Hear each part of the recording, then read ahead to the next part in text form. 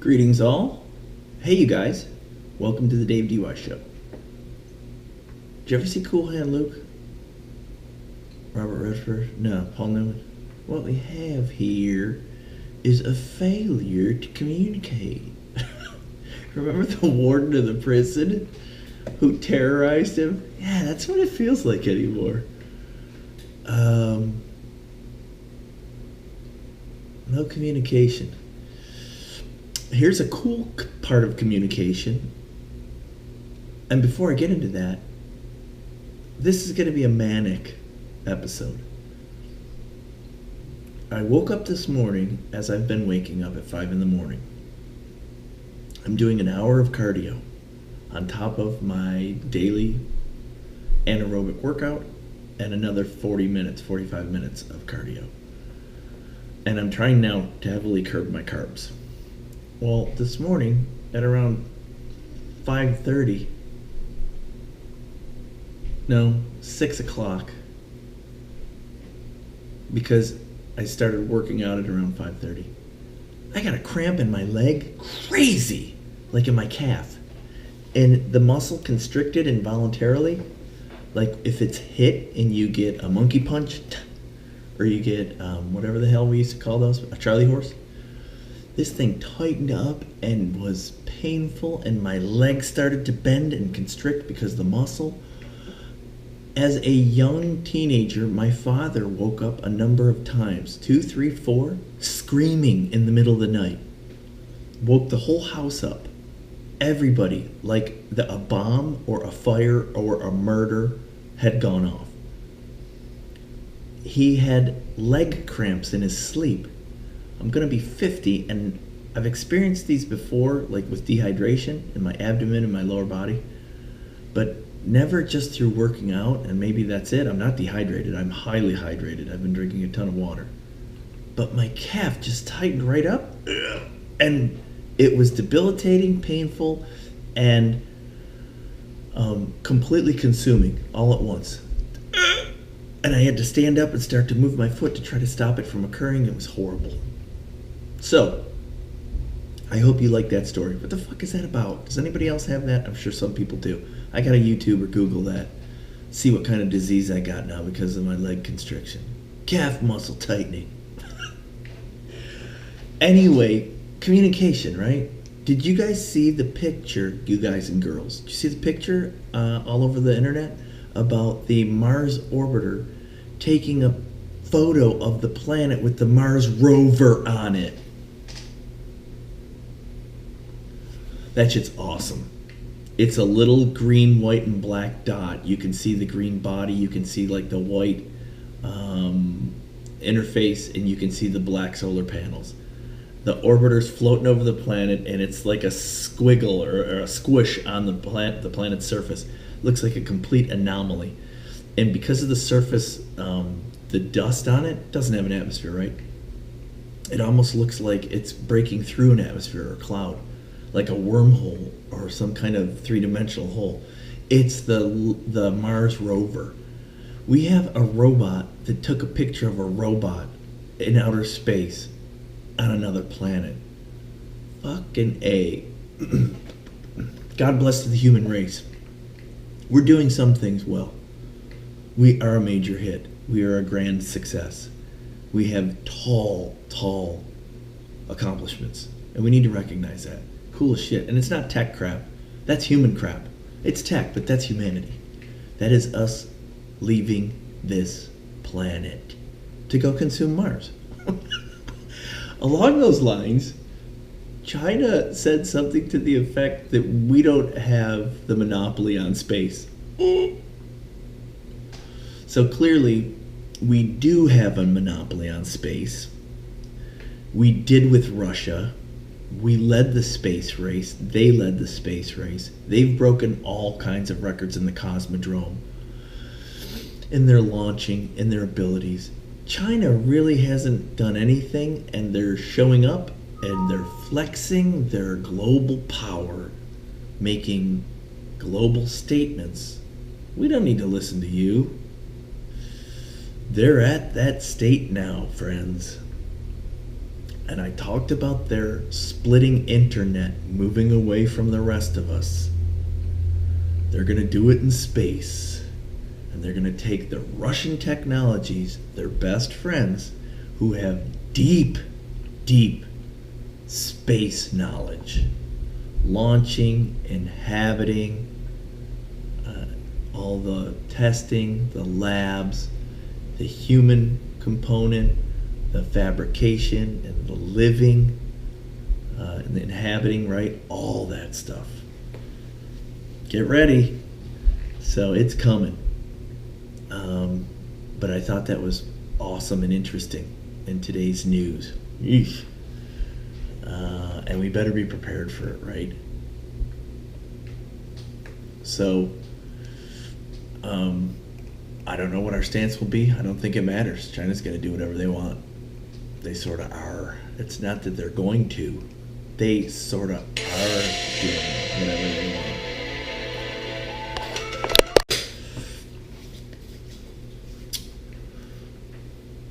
So, yeah, communication. Oh boy, here we go again. Next item I wanted to bring up. The El Chapo case is over. So, they've finished the deliberation. I think they've doled out a verdict. He's guilty, right? So he's going to have to serve probably life sentences or a life sentence or life sentences here in the United States in prison.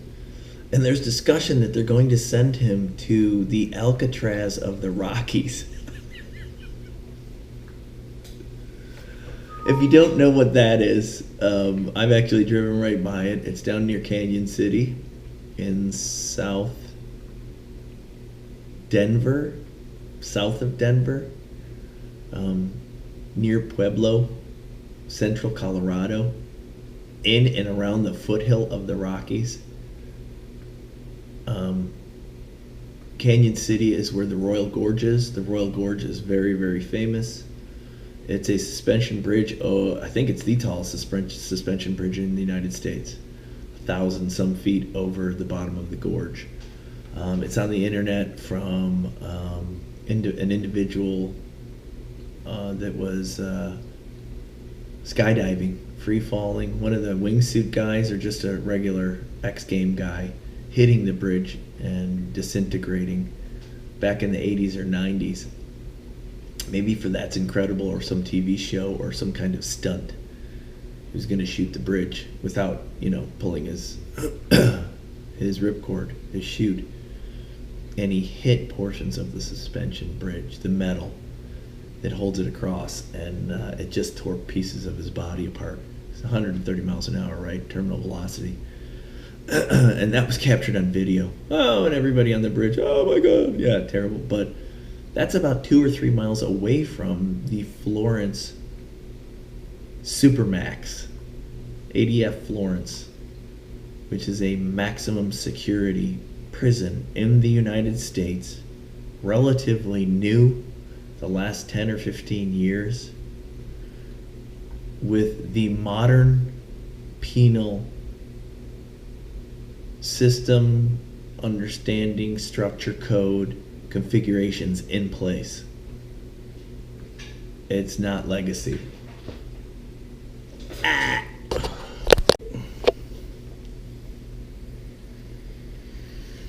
So, one of the options will be for El Chapo to show up at the Florence Supermax prison.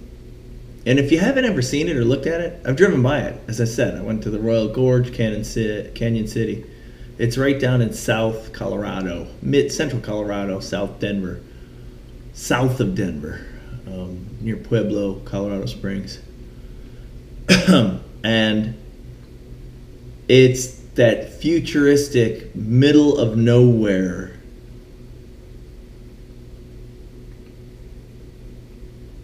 architecture. And you can Google it and you can see the aerial design. It looks like a baseball field or home plate. It looks like it was designed with one purpose: And when I say that, the name, the Alcatraz of the Rockies, right? Alcatraz was a prison on an island in a bay. How fitting. This is similar. It's in a wasteland near nothing really occupied, which isn't the truth at all, because Canyon City is quite close nearby. And Canyon City's not huge, but it's a small city. I don't know, 10,000 people or something like that. But this thing is, your modern prison.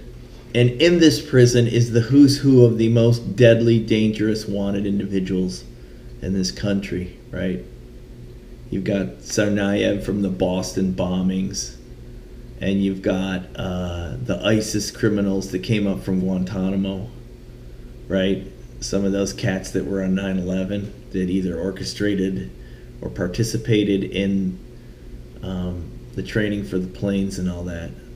And I can't remember his name. It's got a who's who of bad people that have performed heinous crimes. And my man El Chapo's rolling up in there.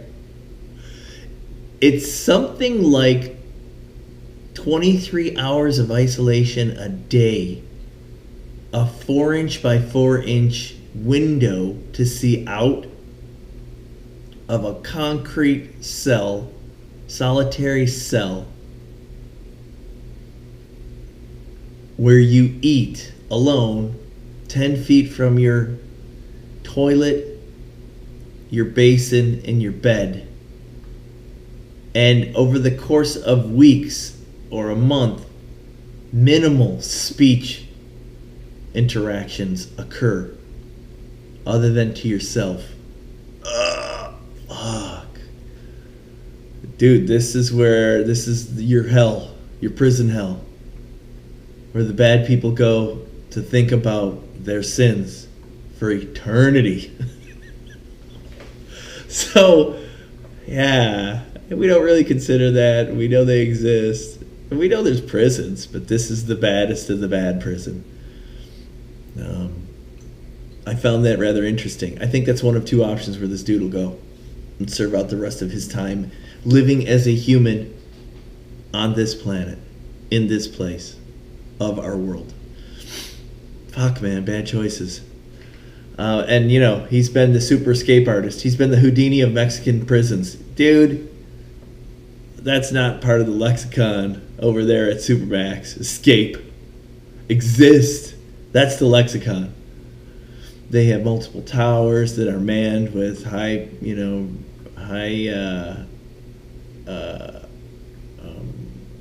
what am I trying to say? With rifles, with high velocity firearms, things of that nature. I mean, it's a minimum number of cell mates, of prison incarcerated bad people. I think it's 400. It's small. This place is the last stop before you go into the ground or the furnace. So it's weird. I don't know. I didn't think about it that much. A drug czar. He's clearly committed the most heinous of the most heinous crimes. In the Sinaloa cartel, they're doing better than ever. His capture and removal has had, I think, minimal impact from the DEA and other drug management organizations in this country. The capture and removal of El Chapo has minimally impacted the organization of that cartel. So he's clearly super intelligent. He's clearly was working for perpetuity, trained multiple arms, put good people in place so that his drug lordship would just keep churning. And I think, over decades down there in Central America, they've gotten really good at the shit they do. We've been talking about this since the 60s, 70s, 80s, right? Add 40, 50 years on top of that, these cats are pros. So you don't shut down that organization by taking out the head. It did nothing, probably. In fact, it was purely political, a trophy. Charlie Sheen, man. No, wasn't it? No, Sean Penn. Sean Penn. I'm doing an interview with El Chapo. It was like Secret Life of Walter Mitty. He was some fucking globe-trekking superhero photographer interviewing the drug lord. Dude, what happens when reality blurs into fantasy? And then you sort of go back and forth between those. And maybe, in some strange way, it's not related to the ingestion or use of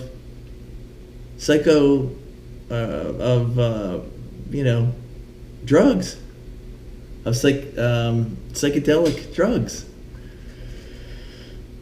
I don't know. That's sort of strange. So that's going on. And then here's the last part, and I'm not going to be controversial here. I'm simply making an observation for sharing. Lindsey Vohn's preparing for her retirement, or in fact has retired, and in doing so has turned into a Kardashian. She went from dating Tiger Woods to some football dude that was a coach or assistant coach or was a player coach or something, to PK Saban from the championship hockey teams that he's played on. And I guess in between there, she dated the dude from Vikings. I don't know, the pasty, skinny, like Ethan Hawke looking white kid. But I guess she's preparing for her afterlife in entertainment, in reality TV and stardom.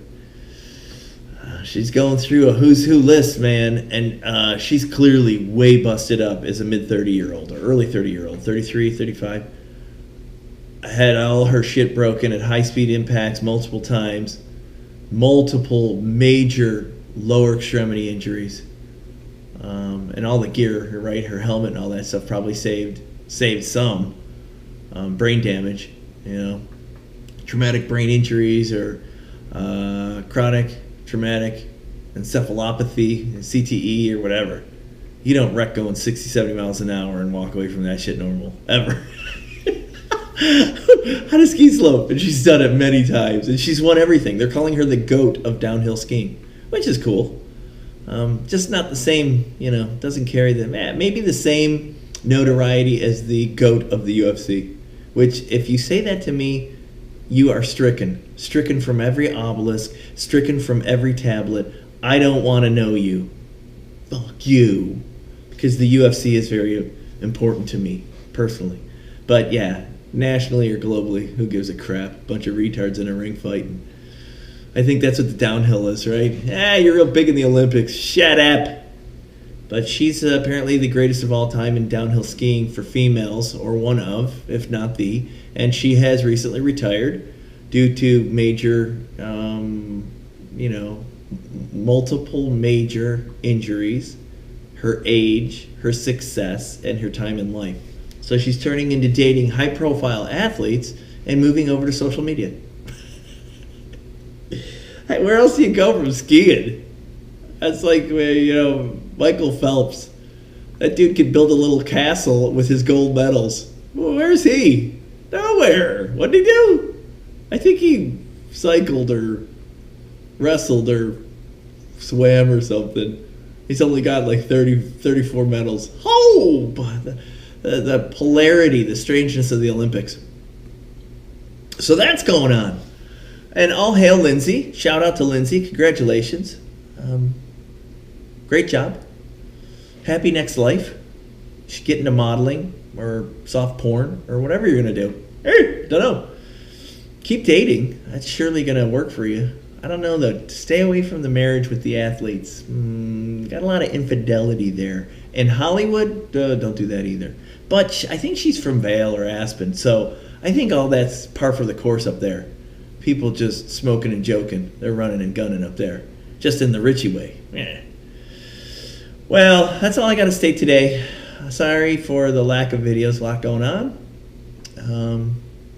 But enjoy, stay tuned, comment, subscribe, like, share, something. And I will talk to you YouTubers.